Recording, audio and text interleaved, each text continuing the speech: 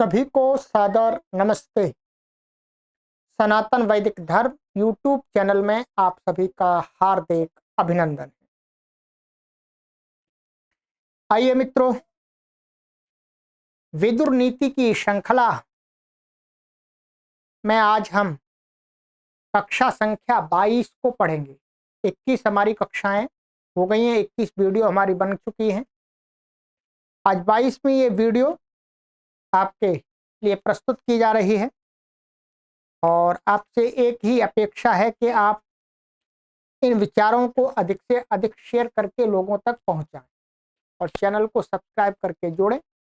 और आपको ये कार्य अच्छा लगता है तो लाइक भी कर दिया करें, कमेंट भी करें। तो गत कक्षा में हम बात कर रहे थे, महात्मा विदुर जी के उपदेशों में हम जान रहे थे कि मनुष्य को क्या क्या करना चाहिए। ये सारे सब मनुष्यों के लिए, जन सामान्य के लिए बातें बताई जा रही हैं अभी। तो उसी श्रृंखला को और आगे वो बढ़ाते हैं कि एक अच्छे मनुष्य को क्या क्या करना चाहिए और क्या क्या छोड़ना चाहिए। चलिएगा जानते हैं। महात्मा विदुर कहते हैं, न कुलम वृत्तहीनस्य प्रमाणमिति मे मतिः अन्तेष्वपि हि जातानां वृत्तमेव विशिष्यते। महात्मा विदुर कहते हैं कि मेरे अनुसार, अर्थात मेरी समझ तो ये कहती है कि इस संसार में मनुष्य, कोई भी मनुष्य कुल से बड़ा नहीं होता। अर्थात वो बड़े कुल में है, इसलिए संसार उसको सम्मान दे, उसको नमस्कार करे, ऐसा नहीं है। वस्तुतः महात्मा विदुर कहते हैं कि मेरा तो ऐसा मानना है कि संसार में चाहे कोई निम्न कुल में पैदा हुआ हो, ठीक है, निम्न कुल में पैदा हुआ हो, परंतु उसका आचरण श्रेष्ठ हो। अर्थात आचरण को लोग सम्मान देते हैं, आचरण की प्रशंसा होती है। यदि कोई बड़े कुल में, प्रतिष्ठित कुल में उत्पन्न होकर के दुराचार करता है, गलत आचरण करता है, तो वो समाज में प्रतिष्ठा का भागी नहीं बन सकता। और कोई निम्न कुल में, छोटे कुल में उत्पन्न होकर के भी अच्छे आचरण का पालन करता है, सदाचार अपनाता है, तो संसार के लोग उसे सम्मान देंगे, उसकी प्रशंसा करेंगे। वस्तुतः यही स्थिति है, यही स्थिति है। हमें हमारे कर्म ही समाज में प्रतिष्ठा दिलाते हैं, यश कीर्ति हमारी फैलाते हैं। यदि हम अच्छे कुल में उत्पन्न हुए और हमारे कर्म भी बहुत अच्छे हैं, तो हमको जो हमारा कुल है वो सम्मान और प्रतिष्ठा अधिक दिला सकता है थोड़ी। परंतु इसके विपरीत यदि हमारा कुल उच्च है परंतु हमारे कर्म निकृष्ट हैं, दुष्ट कर्म करते हैं हम, तो फिर हमारा कुल हमें प्रतिष्ठा नहीं दिला सकता। और इसी के उलट कोई व्यक्ति निम्न कुल में, अर्थात छोटे कुल में पैदा हुआ है, तो उस व्यक्ति के यदि कर्म बहुत अच्छे हैं तो लोग उसके कुल को नहीं देखते, उसके कर्मों को देख करके उसका सम्मान करते हैं, उसकी प्रशंसा करते हैं। इसलिए बहुत अच्छी बात कही। इससे हमें यही संदेश मिलता है कि हम सभी को अपना आचरण श्रेष्ठ रखना चाहिए। हमारा आचरण ही हमारी प्रतिष्ठा का कारण होता है। और आगे कहते हैं, यईर्षु परवित्तेषु रूपे वीर्ये कुलान्वये सुख सौभाग्य सत्कारे तस्य व्याधिरनंतकः। कहते हैं कि ऐसा व्यक्ति जो दूसरों की धन संपत्ति को देख करके जलता है, कुढ़ता है, ईर्ष्या करता है बिना कारण के, दूसरों के सुंदर रूप को देख करके ईर्ष्या करता है, दूसरों के पराक्रम, शक्ति, सामर्थ्य को देख करके ईर्ष्या करने लगता है अकारण ही, और कोई किसी के उच्च कुल को देख करके ईर्ष्या करने लगता है, और किसी का सुख है, कोई सुखी है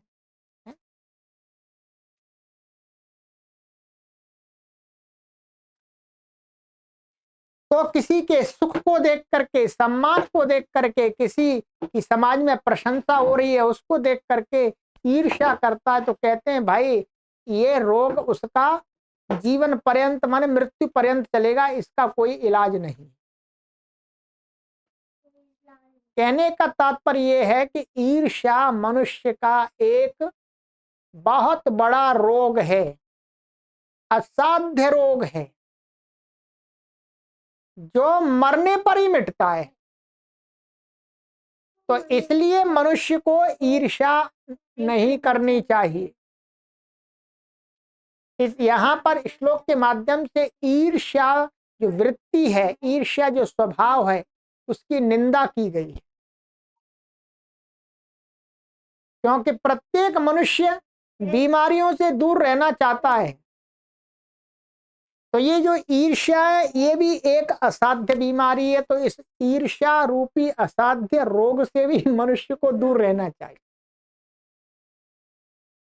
और आगे क्या कहते हैं, अकार्य करणात् भीतः कार्याणां च विवर्जनात् अकाले मंत्र भेदाच्च येन माद्येन तत्पिबेत्। जो कहते हैं न करने योग्य काम करने से, अर्थात अकरणीय कार्य, गलत कार्यों को करने से, क्या है, न करने योग्य काम करने से, अर्थात जो कार्य करने योग्य नहीं है उनसे डरता है। अर्थात कोई गलत काम है, गलत काम को करने से जो व्यक्ति डरता है, डरता है नहीं भाई ये तो गलत है, नहीं इसको नहीं कर रहा। और करने योग्य काम में प्रमाद करने से डरता है। क्या कि जो प्रमाद माने, अर्थात कोई करने योग्य काम है, जो कर्तव्य हैं उनको करने में प्रमाद करने से डरता है, अर्थात प्रमाद नहीं करता।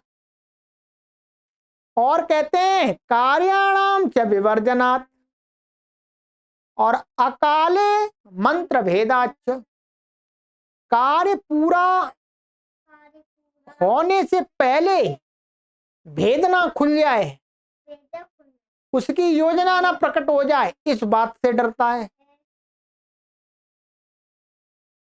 तो अर्थात डरना चाहिए, माने श्रेष्ठ मनुष्य को क्या करना चाहिए कि उसे न करने योग्य कार्यों से डरना चाहिए, और करने योग्य कामों में प्रमाद से डरना चाहिए, और उसे अपने कार्य जो कर रहा है उनके भेद ना खुल जाए इससे डरना चाहिए, सावधान रहना चाहिए।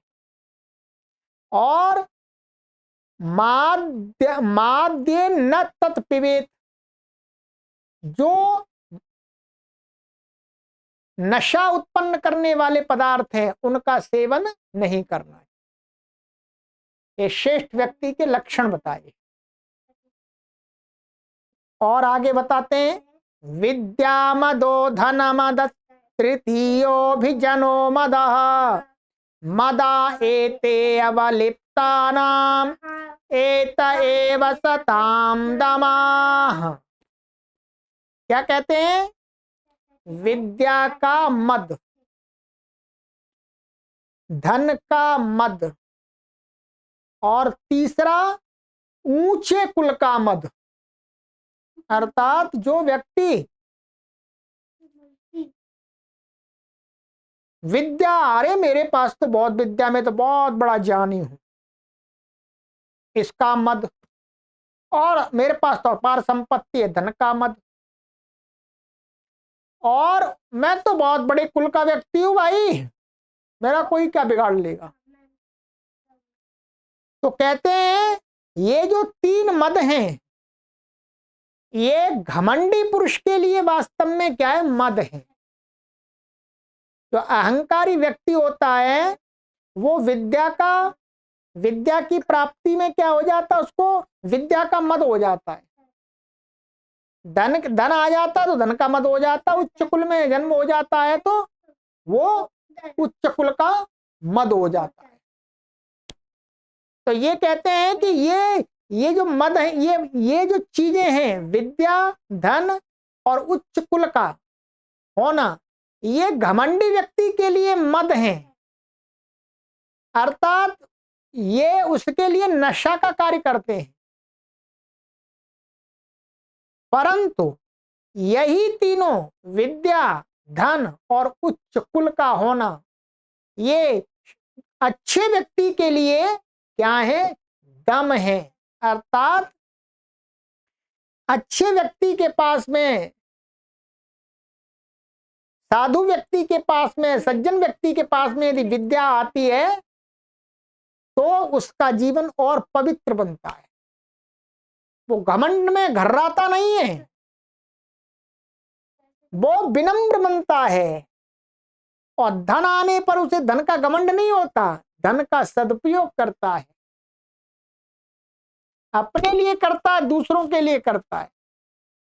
और उच्च कुल में जन्म लेने पर वो घमंड अर्थात नहीं करता, वो कहता है मैंने उच्च कुल में जन्म लिया है तो मैं अपने आचरण को श्रेष्ठ ही रखूंगा।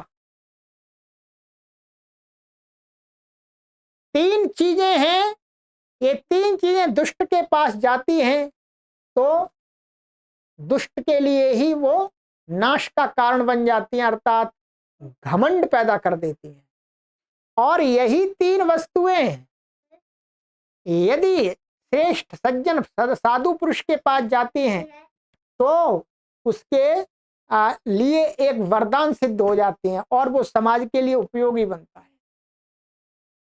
तो वही कहा कि ये घमंडी पुरुषों के लिए तो मद है, एक तरह से नशा है, और यदि सज्जन पुरुषों के लिए ये क्या है, दम के साधन हैं, अर्थात अपने जीवन को संयमित रखने के साधन हैं, उपाय हैं, विद्या, धन और उच्च कुल का होना। और क्या कहते हैं आगे, असंतो व्यर्थिता सद्भि क्वचित कार्ये कदाचन मन्यन्ते संतमात्मानम असंतम अपि विश्रुतम। कहते हैं महात्मा विदुर के, कभी किसी सज्जन व्यक्ति को किसी दुष्ट व्यक्ति से कोई कार्य पड़ जाए, अर्थात किसी सज्जन व्यक्ति को ऐसा अवसर, ऐसी स्थिति उत्पन्न हो जाए कि उसे दुष्ट के पास में सहायता के लिए जाना पड़े, तो कहते हैं तो वो जो दुष्ट है वो ये जानता हुआ भी कि मैं दुष्ट हूं, फिर भी वो उस साधु व्यक्ति, सज्जन व्यक्ति के सामने अपनी श्रेष्ठता का बखान करता है।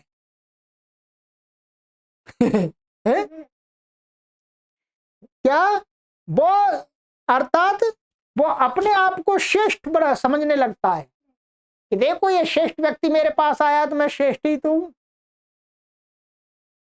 ऐसा समाज में देखा जाता है, वस्तुतः वो श्रेष्ठ नहीं होता।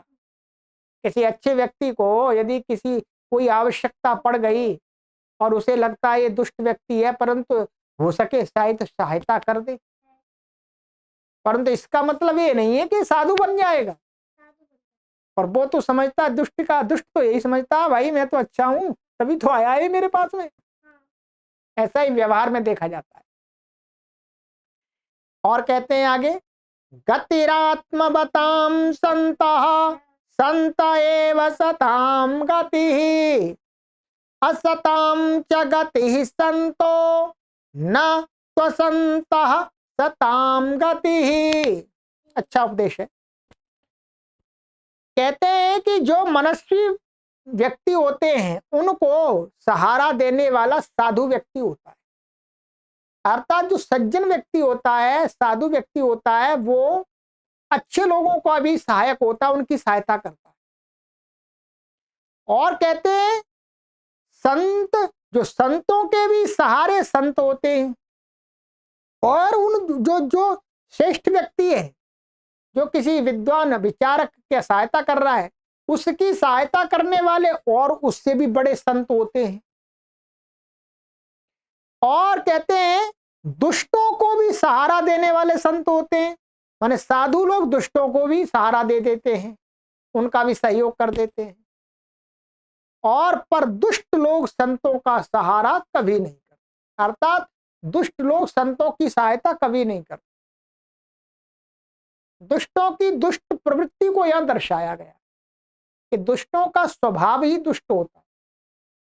चाहे कोई व्यक्ति उनके ऊपर कितना भी परोपकार करे, उपकार करे, वो पर उपकार नहीं मानते, वो कभी भी उसकी सहायता नहीं करते। ये दुष्ट स्वभाव वाले व्यक्ति के लक्षण बताए। और कहते हैं जिता सभा वस्त्रवता मिष्टाशा गोमता जिता अध्वाजितो यानवता सर्वम शीलवता जितम। कहते हैं कि अच्छे वस्त्रों वाला व्यक्ति जब अच्छे वस्त्र धारण करके, धोती कुर्ता तिलक लगा करके और यहाँ पट्टा डाल करके सभा में जाता है, तो वो अपने कपड़ों से, अपने पोशाक से, अपनी वेशभूषा से उस सभा के लोगों को अपनी तरफ आकर्षित कर लेता है। बिना बोले ही आकर्षित कर लेता है। हाँ भाई ठीक है। यदि मैं मानिएगा,